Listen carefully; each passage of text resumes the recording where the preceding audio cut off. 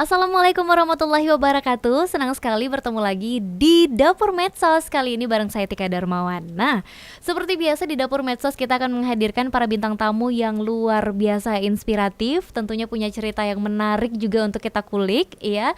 Dan seperti yang sudah pernah kita undang sebelum-sebelumnya, hari ini kita juga kedatangan seorang bintang tamu yang luar biasa. Pokoknya ini seorang seniman yang kalau kita ngomongin sepak terjangnya ya itu udah ngalah-ngalahin Didi Petet kayaknya ya. Oke, langsung aja kita sambut ada Kak Ana. Halo Kak Ana. Halo. Tuh ya, hari ini bintang tamu kita nih harus kita tahan 1 jam lebih kayaknya ya. Jadi harus berbagi cerita sama kita di sini tentang seperti apa sih sebenarnya seniman saat ini, apalagi kita khususkan kalau Kak Ana ini adalah seorang seniman gayo ya Kak, seniman gayo terus juga koreografi ya, koreografer ya, untuk tarian gitu. Oke, sebelumnya kita kenalan dulu deh. Kak Ana, apa kabarnya? Alhamdulillah sehat. Baik ya, jadi Kak Ana ini punya nama yang kalau buat Tika tuh kayaknya unik ya, Peteriana Kobat. Ya, bener ya Kak. Nah ini nama ini kalau kita lihat ya, ini nama orang Aceh atau bukan sih sebenarnya gitu ya. Kalau mungkin orang yang baru ngedenger itu kayak ini bener nggak nih nama orang Aceh, tapi ternyata ini beneran nama yang gayo dari gayo ya Kak gitu. Yang kalau mau diartikan Peteriana ini artinya Peteri itu artinya putri. Putri Ana ya. Putri Ana. Oke. Nah, Kak Ana, menjadi seorang seniman gayo itu sejak kapan? Ceritain dulu sama kita. Seniman itu orang yang berkarya ya. Jadi mungkin kalau untuk berkarya itu mungkin begitu saya menciptakan tarian, yang tarian serius ya, yang tarian serius itu mungkin pada saat saya masuk ke IKJ, Institut Kesenian Jakarta. Oke. Jadi ini lulusan IKJ ya guys, gitu ya. Lulusan IKJ nih yang duduk di depan Tika, wah nih fans berat nih ya.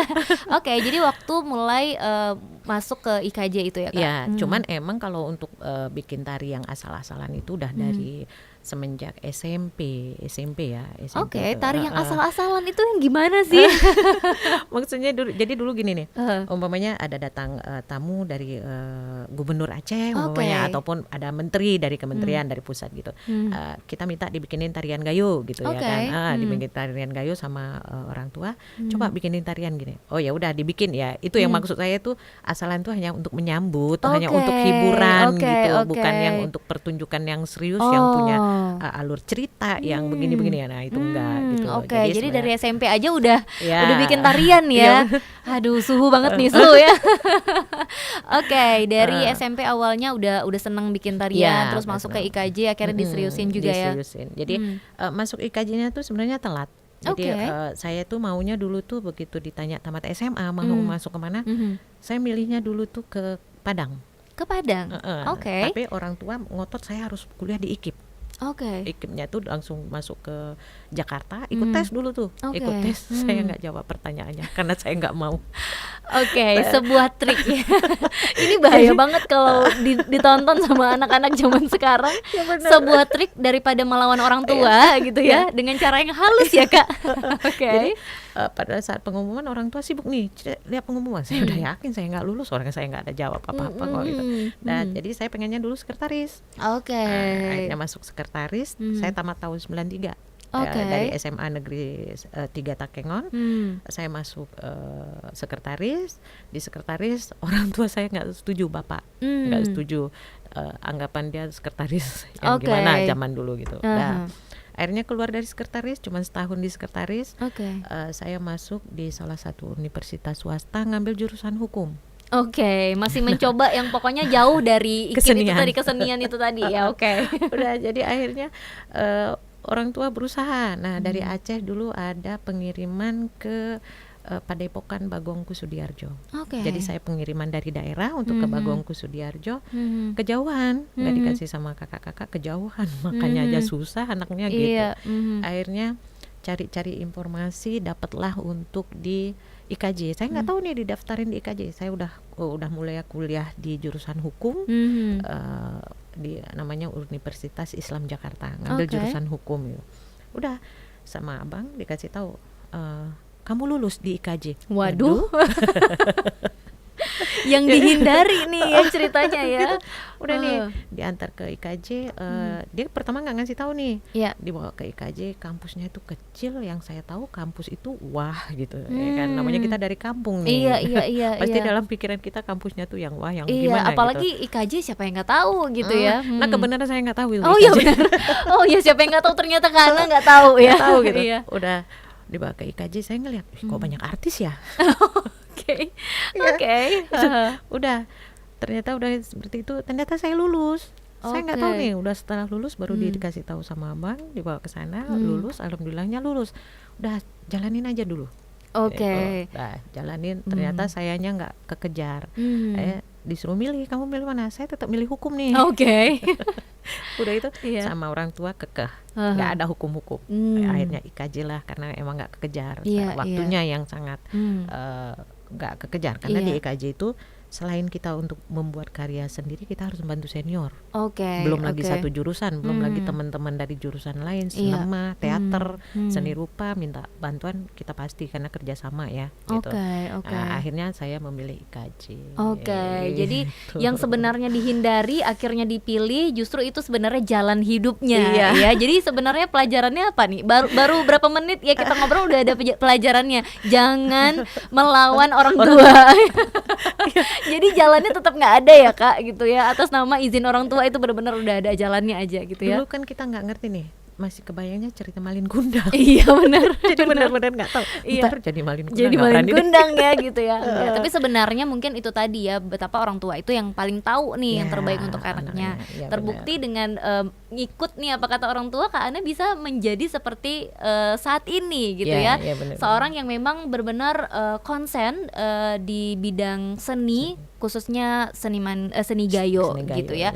Dari berapa banyak seni yang ada gitu ya, kenapa Kak Ana tuh memilih untuk mengangkat atau juga konsen di seni gayo ini sendiri?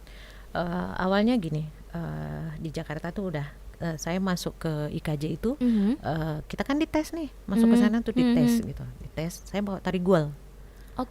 Karena emang taunya cuma tari guel, tari guel sama lawet, udah itu doang taunya gitu.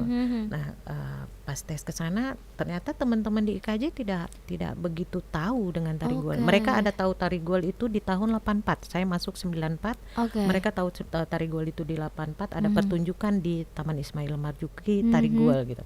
Mereka tahu, mereka lebih serius lagi menanya tentang tari guel. Mereka tertarik gitu ya. Dalam hati, apanya sih yang tertarik gitu? Iya. Karena kalau Kak Ana sih memang udah tiap hari juga gitu melihat itu. Jadi mereka tuh senang dengan yang menurut saya tari guel itu biasa aja. Ternyata mereka menarik dengan gerakan bahunya, dengan gerakan kakinya, mereka menarik gitu. Terfikir, lama-kelamaan terfikir. Setiap saya kita setiap semester bikin tarian. Jadi dalam 1 tahun itu kan 2 semester, berarti 2 tarian dong. Jadi setiap itu kamu berangkat dari tari guel, angkat tari guel. Jadi terfikir di situ, kok orang bisa senang dengan tertarik itu gayo. Dengan gayo. Kok saya sendiri enggak, saya yang punya ranah gitu ya kan, kenapa enggak? Asalnya dari situ gitu ya. Jadi akhirnya saya mengangkat tari gayo itu ya, sampai sekarang itu saya tertarik gitu. Pada saat saya hijrah ke Medan, mereka minta nanti ini ada tarian 8 etnis Sumatera Utara ditambah dengan etnis lain, Jawa, Padang, Aceh, kan yang domisili di Medan itu apa. Kebenaran saya dulu lama tinggal di Medan. Jadi hijrah dari Jakarta ke Medan, setiap ada pertunjukan tari Aceh, saya nggak pernah bawa saman atau tarian yang lain, bungong jempa atau apa, enggak. Saya bawa tari gayo. Karena emang dulunya gayo itu sangat tidak seperti sekarang yang tidak asing di telinga orang luar gitu. Jadi akhirnya saya bawa tari gayo. Setiap pertunjukan apapun tari gayo, itu saya mau ngarang bebas, mau apa, gayo aja gitu.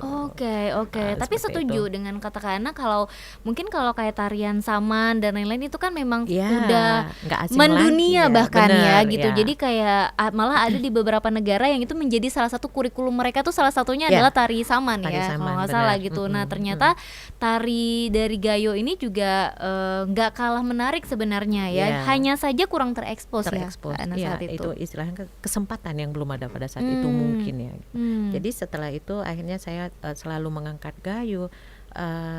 Saya pulang ke Takengon di 2014. Oke.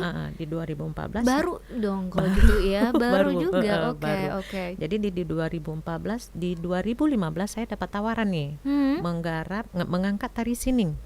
Tari sining. Tari sining itu sudah punah, bahkan narasumber tidak ada. Oh, wow. Narasumber untuk tarian itu nggak ada. Jadi salah satu orang yang diwawancarain tentang sining meminta saya menggarap tari sining gitu, tolong diangkat tari sining. Oke, saya kirain tari sining tarian baru dong. Iya. Gitu. Iya. Terus ini tarian sudah ada begini-begini, narasumbernya ada? Enggak ada. Mendingan saya disuruh ngajar tari massal berpuluh ribu orang daripada membuat tarian yang sudah tidak ada narasumbernya. Oke. Terus mereka gini, percuma anak EKJ. Wah, bawa alma mater nih. Ini gak bisa nih kalau alma mater yang disepelein gak bisa banget gitu ya. Oke, akhirnya tertantang lah ya. Akhirnya saya garap itu tari sining. Saya garap tari sining itu prosesnya saya cek semuanya. Kebenaran, alhamdulillah pada saat pendataan itu ada beberapa narasumber itu yang benar-benar dia pernah menonton. Oke, menonton pernah tari menonton, sining. tapi dia bukan penari, pernah menonton gitu. Akhirnya saya punya teknik, punya cara gimana caranya tarian ini minimal 50% mendekati tarian yang sudah ada tari sining, karena tari sining ini salah satu induk dari tari Gayo. Oke. Jadi udah gitu akhirnya diangkatlah tari sining. Proses penelitiannya saya ambil data-data tulisannya. Akhirnya di PKA 1972 tari sining itu adalah termasuk di dalam pagelaran yang dipertunjukkan di PKA 72. Nah, ada beberapa orang masih hidup pada saat itu, pada saat di 2016. Saya panggil lah mereka, saya bawa penarinya, gimana modelnya ini nih. Saya lihat dong sejarahnya tari sining itu dari manuk uwo gitu. Manuk itu burung. Burung uwo itu cantik, lembut tapi tegas. Kebayang dong gimana gitu ya. Keluarlah ilmu IKJ-nya gimana. Akhirnya saya tunjukin ini gerakan, saya praktekkan penari itu di depan pada saksi mata, para saksi mata. Nah, itu salah kakinya, itu salah tangannya, hanya itu aja ya. Oh gitu. Ini gini, ini kepalanya begini nih. Jadi mereka hanya karena mereka menonton bukan pelaku, jadi mereka hanya mengingat sedikit-sedikit. Oh, ini kurang begini, kurang. Apalagi yang jadi saksi mata itu sama sekali bukan penari. Iya benar. Bukan penari, mereka benar-benar nonton gitu. Doang gitu ya. Jadi akhirnya pada saat itu proses itu kita proses latihan hampir setahun. Wow. Hampir setahun untuk menghidupkan kembali tari sining ini. Yang sudah punah. Akhirnya udah diangkat tari sining. Alhamdulillah pada saat itu tarian sudah dekat. Narasumber ngasih tahu, Pak ini gimana Pak? Sudah mendekati. Seolah-olah saya menonton pada saat saya umur 12 tahun. Wow. Dia kebenaran nonton di umur 12 tahun. Nah, sekarang Bapak itu udah almarhum. Jadi seolah-olah saya nonton di saat saya umur 12 tahun. Aduh, spontan itu air mata keluar. Iya, benar. Tantangan dong gitu. Iya, benar. Saya tuh dibilang itu bukan Gayo loh. Itu bukan loh gitu. Yang teman-teman mungkin pada saat saya berbuat teman-teman salah yang kamu bikin gitu. Saya minta kebenarannya, mereka tidak berani nunjukin. Jadi akhirnya egoisnya ada sedikit. Saya berpikiran selagi kamu tidak menunjukkan, saya menganggap punya saya benar. Oke. Selagi sebelum ada yang lain yang mungkin bisa menunjukkan seperti ini kebenaran tarinya gitu, berarti punya kita yang punya benar. Aku yang gitu. benar. Karena gitu. kan memang nggak sekedar mengarang gerakan juga, karena memang itu tadi ada penelitiannya juga. Ya kita cari juga saksi mata itu saksi tadi, walaupun mata, narasumber nggak ada. Susah nggak sih Kak dalam perjalanannya itu mencari orang yang kalau penarinya udah nggak ada, yang nonton deh paling nggak gitu kan? Itu susah nggak sih nyarinya? Susah banget. Saya sampai pergi ke daerah Bintang. Yang saya itu tidur di rumah orang yang atapnya tuh asbes rumahnya tuh pakai plastik. Temboknya itu ditutupin dengan plastik. Nah, di Takengon tuh ada namanya kuyu depik atau angin depik. Kalau musim ikan depik anginnya tuh kenceng gitu. Kenceng banget ya. Kebayang dong bunyi plastiknya tadi kursus. Iya. Waduh, ini rumah roboh. Ini perjuangan nih ya gitu ya. Kita tidur di rumah orang. Kita harus menyesuaikan dong. Iya benar. Nggak mungkin protes juga. Ada selimut nggak gitu ya? Atau ada ruangan yang lebih hangat nggak gitu ya? Nggak mungkin. Tapi kan kita bunyi plastiknya itu yang takut gitu. Iya benar. Tapi akhirnya saya tidur di situ sekitar 2 malam. Oke. Saya langsung pergi melihat, saya melihat nenek-nenek di situ masih daerah yang ini ya, yang banyak orang tua gitu. Jadi di sana ada tradisi di Gayo itu setiap ada pesta ada orang tua menari. Oke. Nah, jadi dari situlah saya ambil. Saya mencuri dari situ, saya datangin semua di mana ada pesta yang di kampung-kampung, saya datang.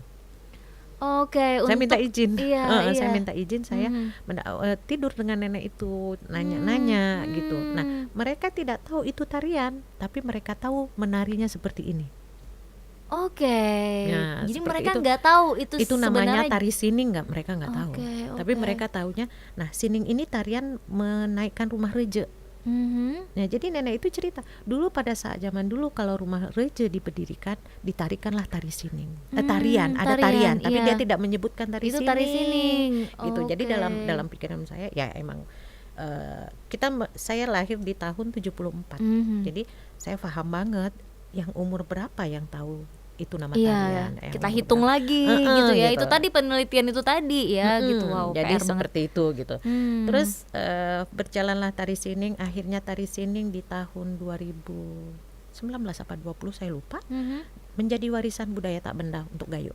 Wow, keren banget ya. Ini benar-benar hasil kerja keras ya. Hasil kerja keras perjuangan dari Kak Ana dan tim juga ya saat itu ya Kak ya, yang benar-benar untuk bisa mengangkat lagi tarian yang satu ini. Benar-benar tarian yang udah punah ya kalau kita bilangnya. Udah punah karena emang sama sekali itu narasumber total nggak ada.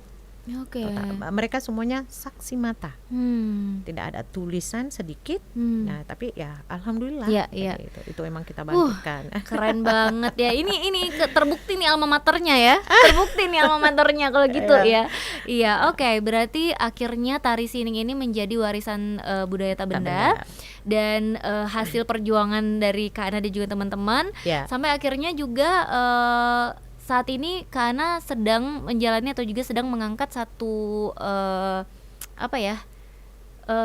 kita bilangnya tema ya, tapi kayak Opokyo ya, kerajinan Opokyo. Nah, ini juga sedang dalam proses untuk dikembangkan lagi atau gimana itu Kak?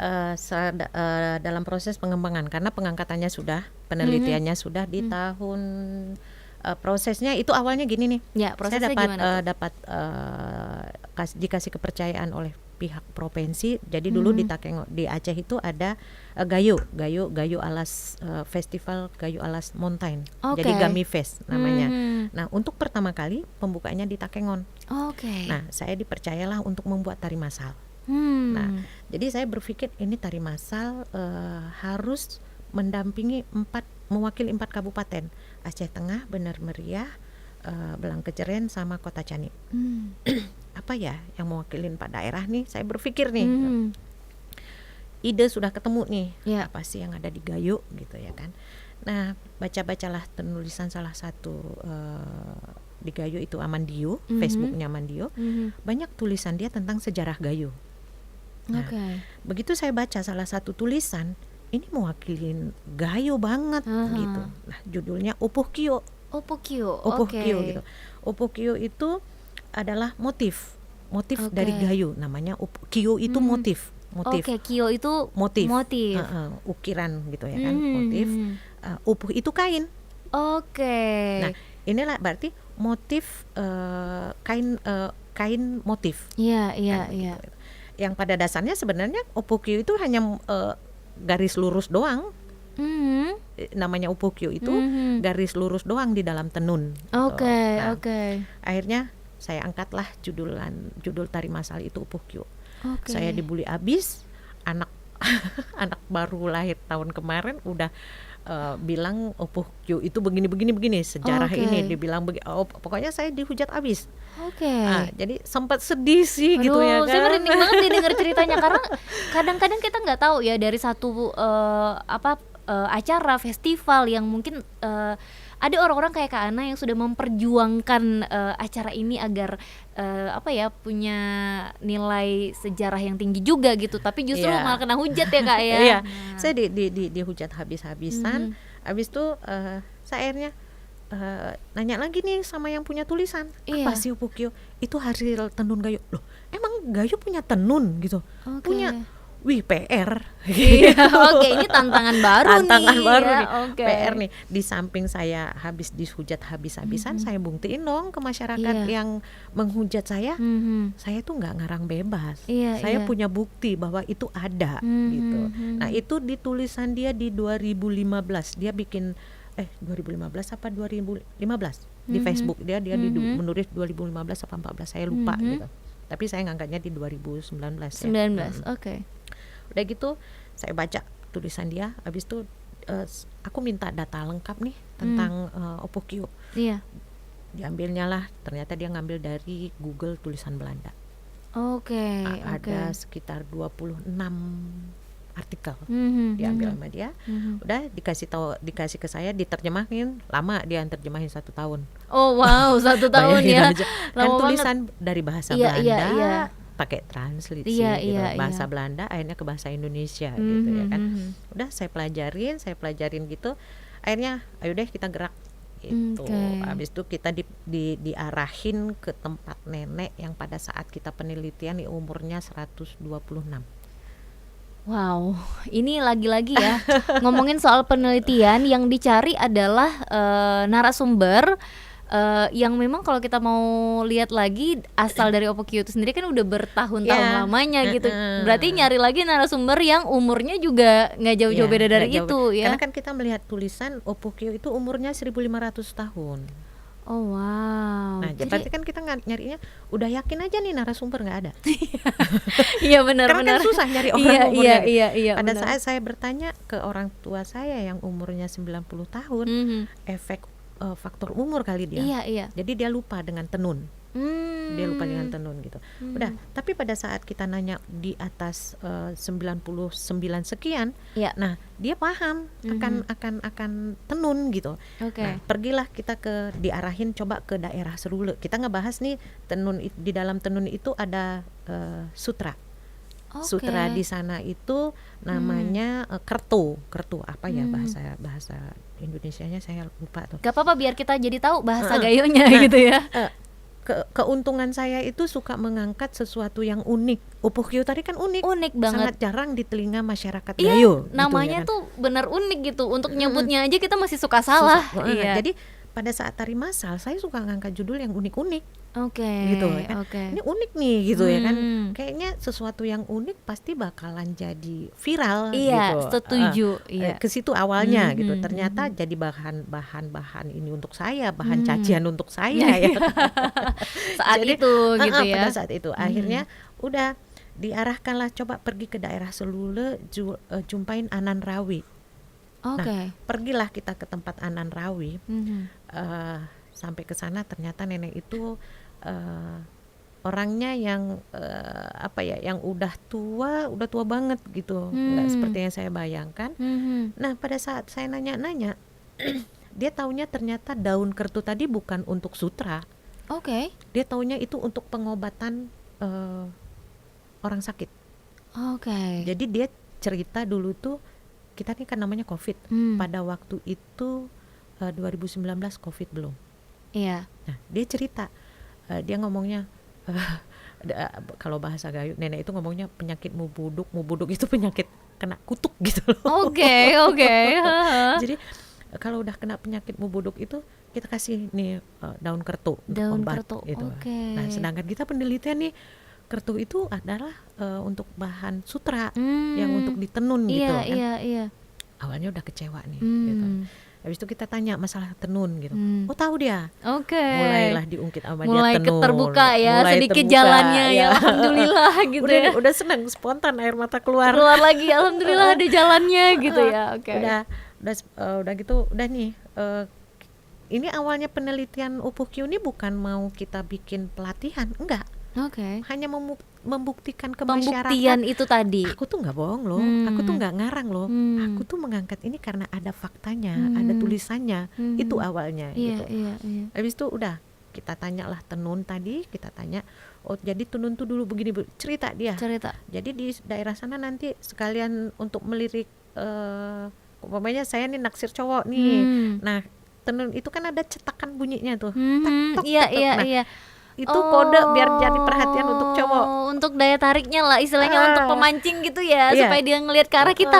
My God, rupanya dulu kayak Jadi gitu keren ya. caranya Iya, zaman iya, dulu. iya, iya. Nah, nenek itu cerita seperti itu. Jadi kan benar, saya nanya, nenek bisa nenun? Enggak, yang bisa nenun orang tua saya. Gitu.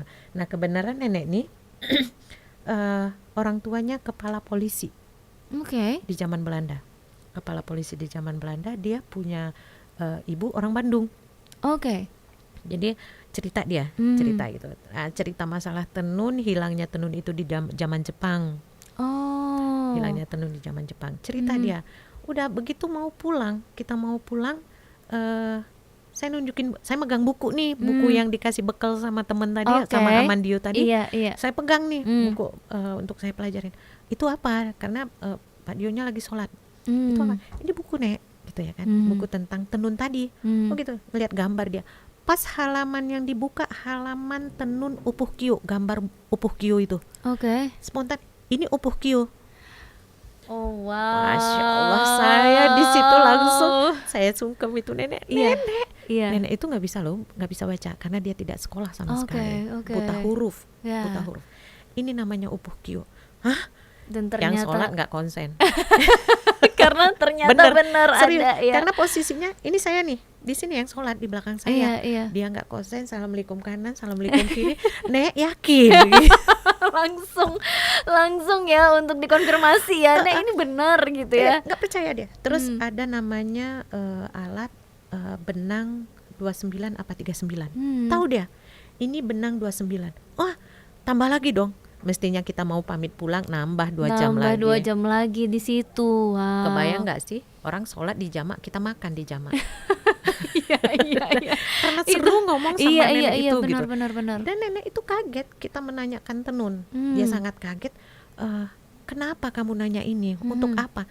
Nek, kita pengen, ternyata tenun adalah sumber ekonomi masyarakat Gayo. Jadi dulu di Takengon itu benang, tenun itu kan bahan dasarnya benang.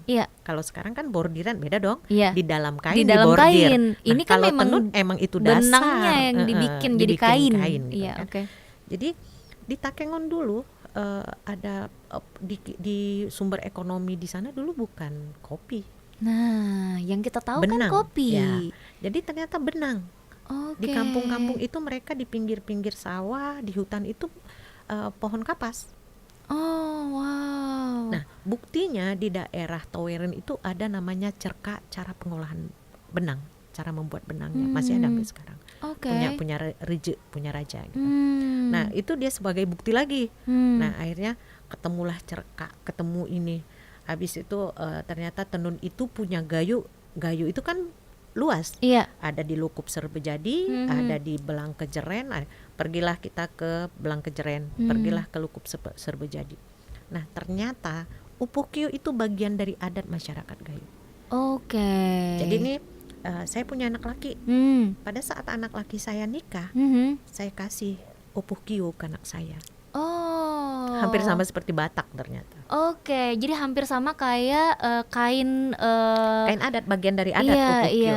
Bahkan di daerah Lukup Serbejadi itu pernah kain upuh kio itu dijadikan mahar. Saking berharganya. Sebegitu berharganya kan? Ya upuh kio ini sendiri. Tapi ini sama nggak sih Kak, upuh kio ini dengan kain yang sekarang tuh sering dipakai ulen-ulen itu beda? Fungsinya sekarang sama. Fungsinya zaman dulu itulah fungsi upuh kio. Tapi kalau sekarang itu kan dia hanya diselimutkan. Kalau zaman dulu itu jadi hak milik. Jadi berputar. Diturunkan berarti. Berputar, ekonomi itu kan jadinya berputar. Karena setiap pengantin baru itu punya upuh kio gitu loh. Bahkan yang luar biasanya sekali, kalau berantem, ini berantem nih, untuk perdamaiannya itu dikasihlah upuh kio. Wow, kita baru tahu banget nih upuh kio ini sebesar luar ini. Luar biasa. Jadi pelantikan umpamanya diangkat nih bupati ataupun tokoh-tokoh lah pada saat pengangkatan itu dia diselimutin dengan upukyu, dan itu upukyu itu jadi hak milik, bukan hanya sekedar diselimutin. Bukan cuman kaidah-kaidahan ya. Kaidah bohong-bohongan gitu ya kan. Kalau sekarang tapi langsung jadi hak milik ya. Berarti ini udah bisa dibilang kayak benda sakral juga ya dong. Iya, benar. Kalau zaman dulu kan emang mereka kan Hinduismenya ya. Itu dia. Jadi mereka itu emang pewarnaan dulu yang alami gitu. Jadi akhirnya untuk proses pengangkatan upukyu itu kita punya pikiran jadinya, ini gimana ya, saya pengen jadi seolah-olah saya tuh orang duitnya nggak berseri. Oke. Jadi nggak apa-apa, jadi kita majuin aja dulu, pokoknya maju dulu gitu ya. Maju, jadi saya mau upukyu ini ada pelatihan tenun. Oke. Kenapa dulu itu di daerah Gayo, di daerah Toa itu penghasil sutra untuk Aceh loh. Oke. Masyarakat pesisir memesan sutra itu ke Gayo.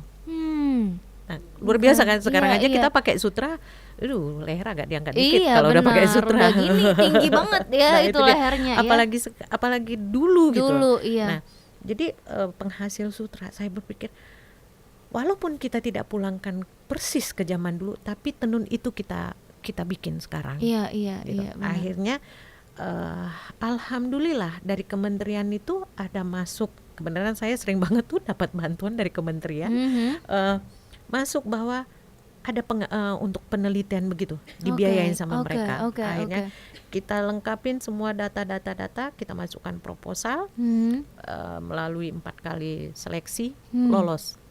Oh wow. Awal-awal dari COVID itu. Iya. Begitu pengumuman, email masuk, lolos, saya sembahyang sujud.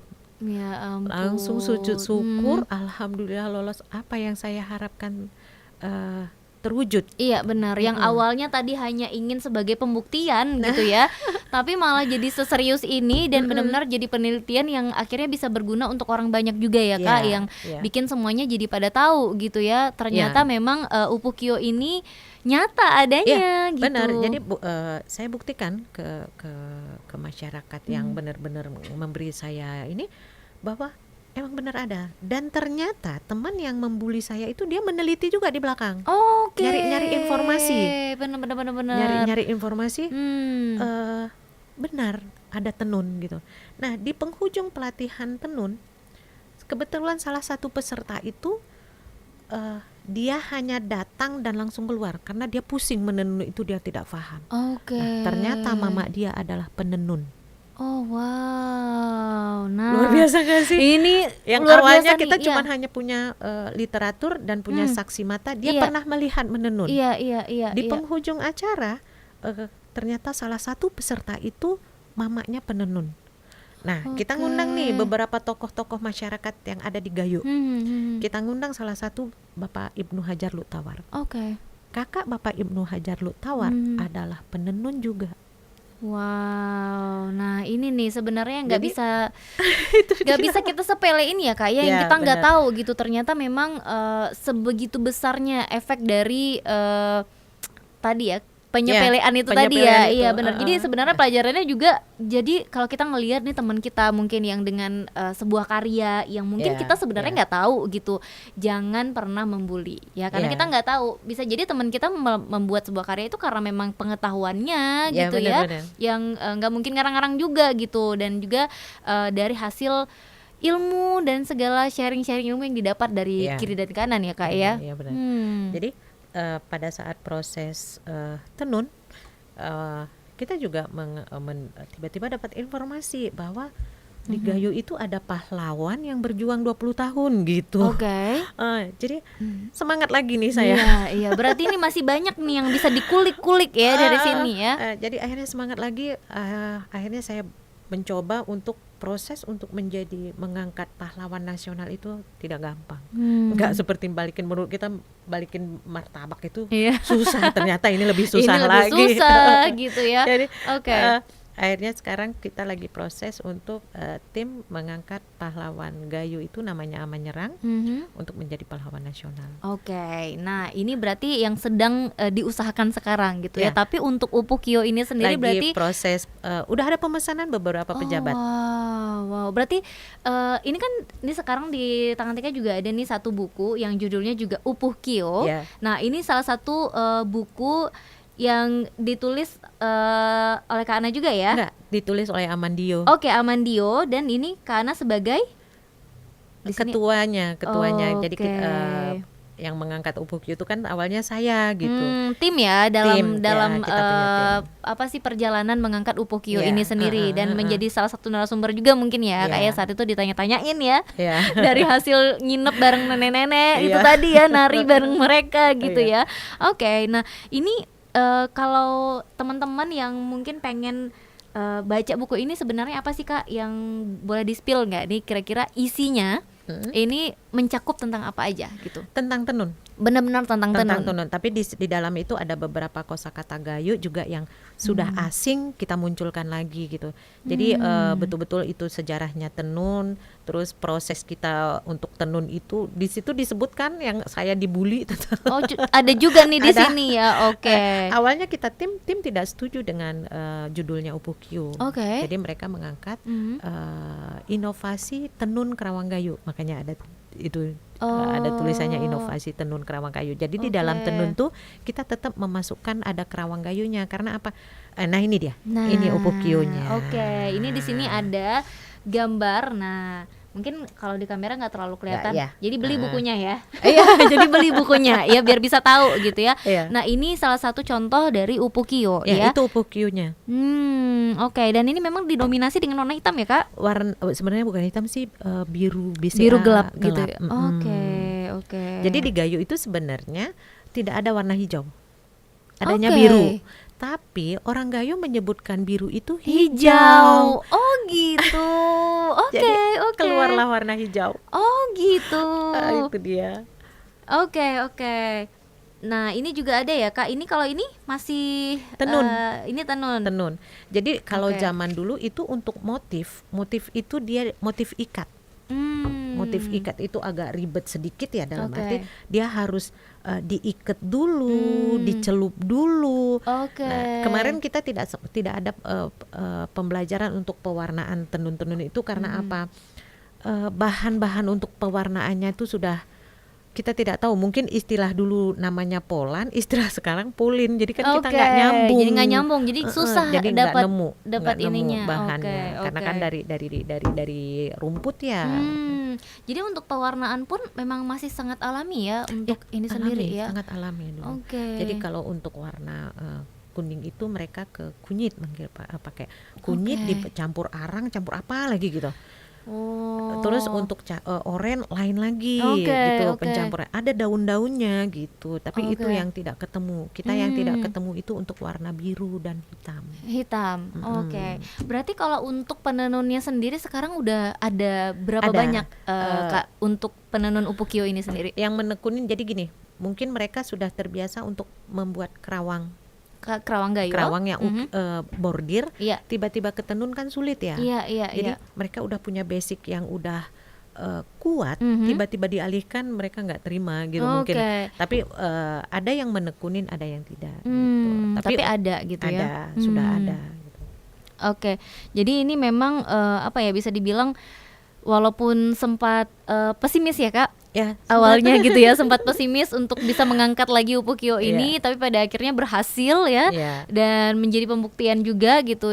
Nah berarti kalau kita pengen mendapatkan Upukio ini sendiri berarti bisa mesen gitu ya? Bisa. Cuman sekarang kita mungkin harganya masih agak tinggi ya, karena kita memikirkan untuk promosi awal, saya mengutamakan kualitas benang. Jadi kita ngambilnya yang nomor 1. Jadi enggak, kan itu benangnya tuh untuk benangnya itu kan ada yang nomor 2, nomor 3. Jadi saya mintanya yang nomor 1 gitu. Berarti kualitas dulu yang kita yang dinomor satukan gitu ya, yang diutamakan gitu. Berarti kalau untuk kisaran harga bisa berapa tuh Kak? Tergantung motif, banyaknya motif. Kalau sedikit kayak kemarin tuh itu sekitar yang ada kemarin tuh ada foto saya kirim warna merah itu itu sekitar 600-an. Tapi kalau untuk satu kain itu bisa 1 juta, 1.500.000 tergantung panjangnya lagi kan, motifnya lagi. Beda-beda gitu. Lagi ya. Tapi kalau untuk penenunnya sendiri itu udah bisa mintal benangnya juga sendiri Sudah. gitu. Oh wow. Jadi biayanya gede sih kalau menurut saya. Mereka membiayain benang itu untuk menghani aja. Menghani itu aja dia per harinya itu 250 sampai 300 ribu per hari untuk menghani aja. Gitu. Ya kan itu udah masuk dari budget untuk dihitung dari produksi, belum lagi tenaga dia, hitung hariannya. Jasanya ya gitu. Ya, mungkin untuk di Gayo pelan-pelan mereka bakalan merasakan nikmatnya menenun itu hasil dari tenun. Sekarang ini kan masih nikmatnya mereka membordir, mengerawang. Tapi kalau untuk harga kayaknya untuk sebuah benda yang sakral seperti ini ya kayaknya mahal juga dijabanin gitu ya, karena memang untuk mendapatkannya sulit atau untuk bisa diangkat aja deh lagi upukyo ini aja udah sulit banget gitu, sampai akhirnya bisa kita nikmati lagi atau bisa kita gunakan lagi juga itu kan satu termasuk perjuangan ya, termasuk perjuangan dari Kak Ana ini gitu ya, luar biasa. Tapi Kak Ana sendiri untuk upukyo yang udah sampai di titik ini tuh udah puas belum sih Kak? Belum sih. ya? Sebelum dia mendunia saya belum puas. Walaupun kemarin tuh Ibu ada tim dari kementerian, Bu Nadim katanya mau mengangkat tentang tenun Gayo karena dia sangat tertarik dengan tenun Gayo. Jadi sebelum dia benar-benar melakukan di pameran itu belum puas. Sebelum itu semua masyarakat Gayo memakai tenun, saya belum puas sih. Oke. Berarti jangka panjangnya masih banyak nih, ya masih banyak emang gitu. Tujuan saya tenun itu menjadi salah satu sumber ekonomi masyarakat Gayo. Makanya pada saat pembuatan alat tenun, jadi kita nggak perlu mesen lagi keluar. Saya langsung merekrut tim untuk bisa belajar membuat alat tenun. Alhamdulillah untuk pelatihan kemarin ya kita produksi sendiri alatnya. Karena kalau kita pesan harganya 12 juta. 12 kalau terima jadi 15. Terima pakai 15 juta untuk alat doang. Nah, sedangkan kita bikin harganya 7.500.000. Kalau kita pesan di luar harganya segitu. Iya, dua kali lipat ya. 2 kali lipat. Jadi akhirnya kita bahannya malah kayunya lebih bagus lagi. Oke.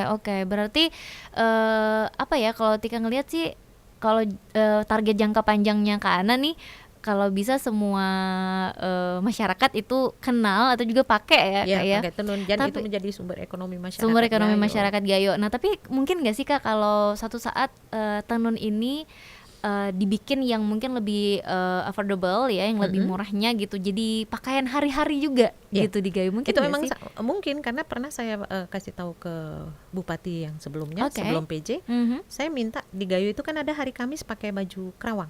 Iya. Kenapa nggak tenun? Nah, gitu. Iya benar.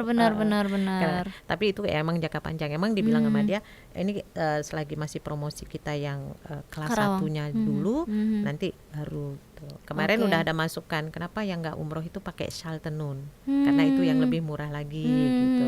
Nah, nanti kita coba. Akhirnya sekarang ini saya istilahnya seperti orang jual obat.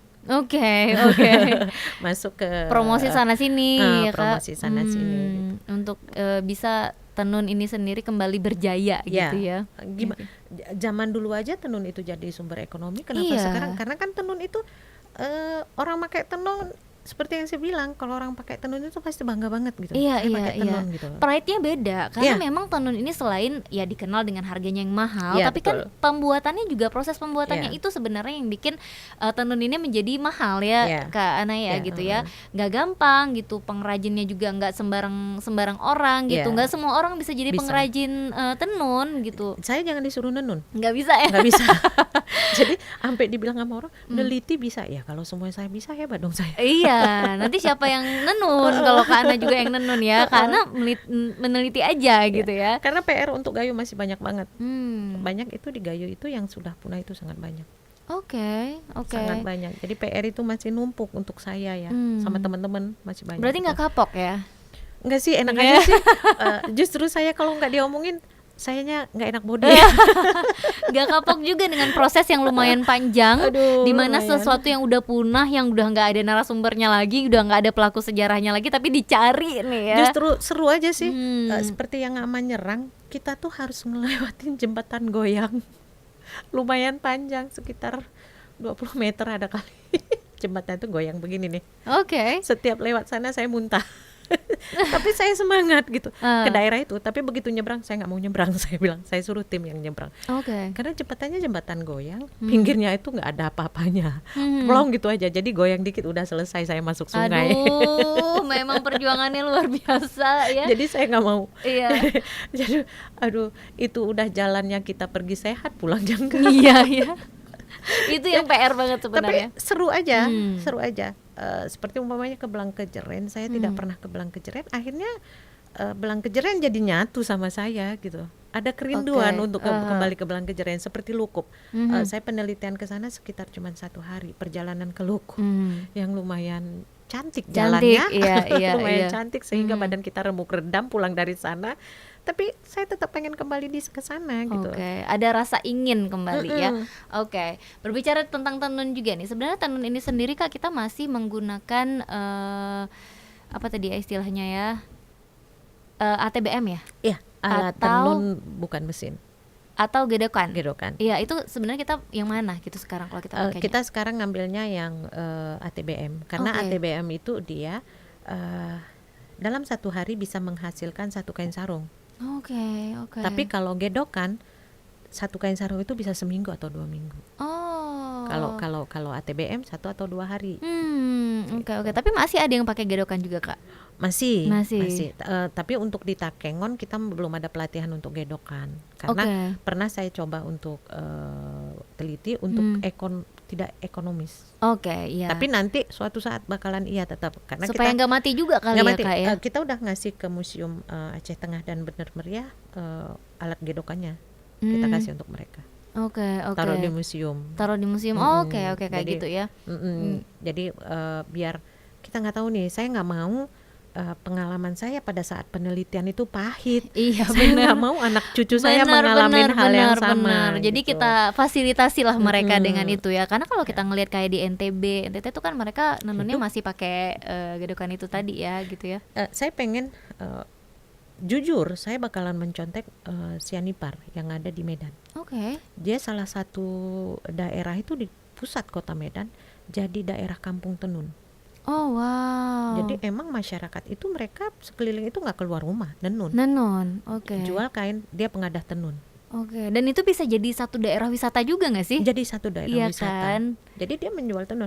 Biasanya saya membeli ulos di sana kalau di tempat salah satu tempat agak mahal, di tempat dia miring. Karena kan dia orang pertama menampung. Kalau udah ke pasar orang kedua beda dong. lagi.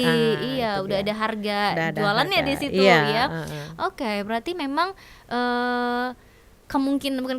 harapan kita sebenarnya tenun ini nantinya benar-benar bisa booming lagi ya Kak ya gitu ya. Nggak cuman untuk acara-acara dipakai di acara-acara khusus gitu. Kayak sekarang kan mungkin tenun-tenun ini masih ada yang kita lihat tuh pakai tenun untuk acara kondangan mungkin ya gitu ya, kayak kondangan dan lain-lain atau acara-acara besar gitu ya.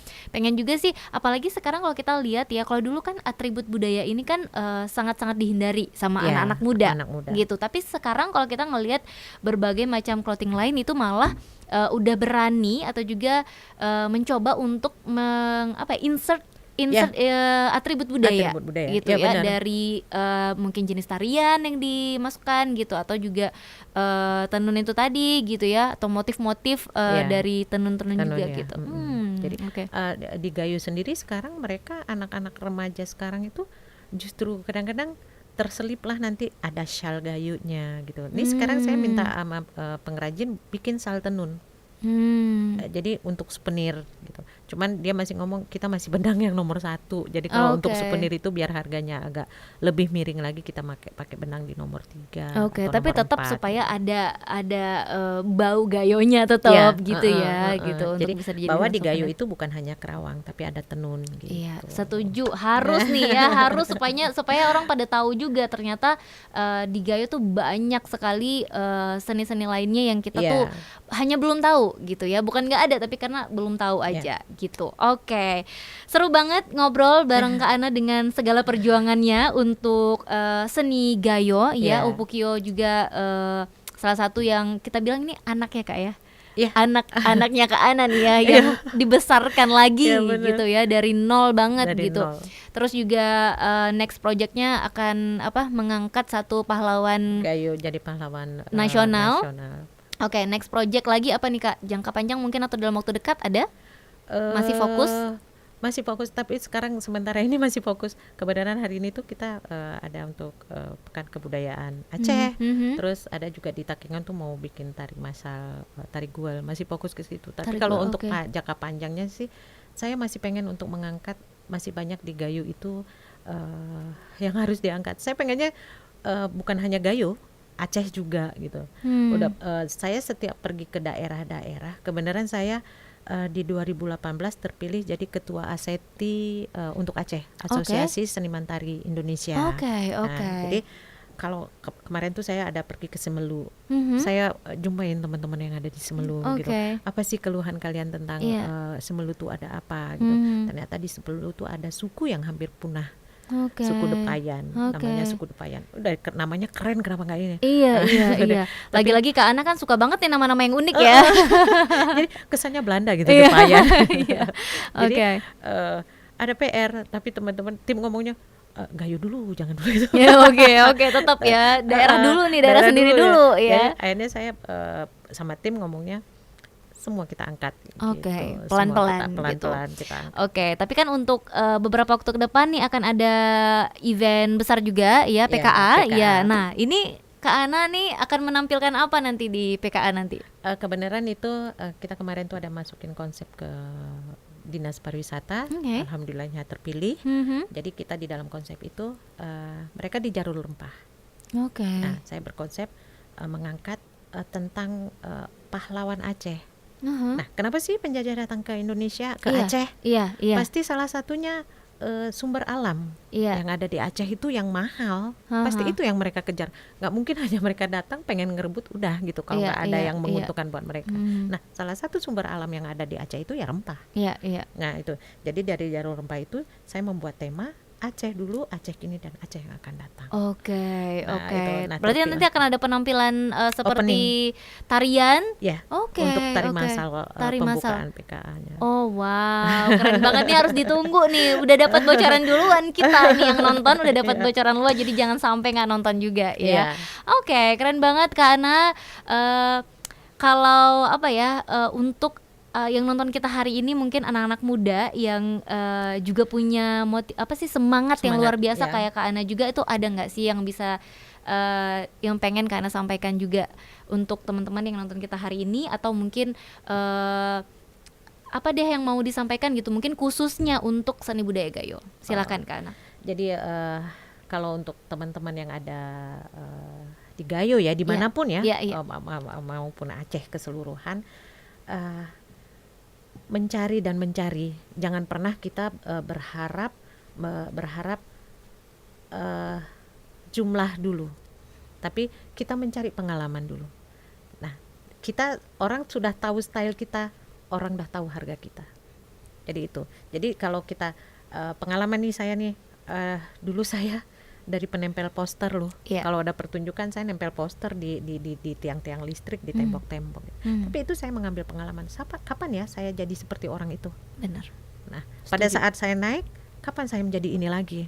Pada saat naik lagi. Nah, itu. Jadi untuk adik-adik semua dimanapun berada, mencari, berbuat. Jangan pernah kita tergantung untuk orang menggaji kita. Oke. Tapi kitalah menggaji orang. Jadi membuat lapangan pekerjaan itu lebih indah. Lebih nikmat lagi gitu.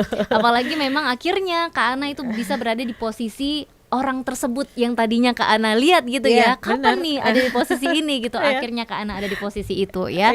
Tentunya dengan perjuangan yang luar biasa, juga pengorbanan. Nah itu tadi yang luar biasa. Oke, makasih banyak Kak Ana sudah sharing bersama kita di sini ya. Tentunya ini nggak cukup 1 jam sebenarnya, belum habis banget nih apapun yang pengen kita tanya-tanya sama Kak Ana, tapi mudah-mudahan di lain waktu nanti kita bisa sharing lagi segala sesuatu tentang seni budaya Gayo khususnya ya. Oke, yang pasti kita masih akan menghadirkan para bintang tamu lainnya nanti di episode Dapur Medsos lainnya. Jangan kemana-mana juga, tetap pantengin juga Dapur Medsos bareng saya Tika Darmawan. Kalau gitu langsung aja saya pamit. Assalamualaikum warahmatullahi wabarakatuh. Waalaikumsalam.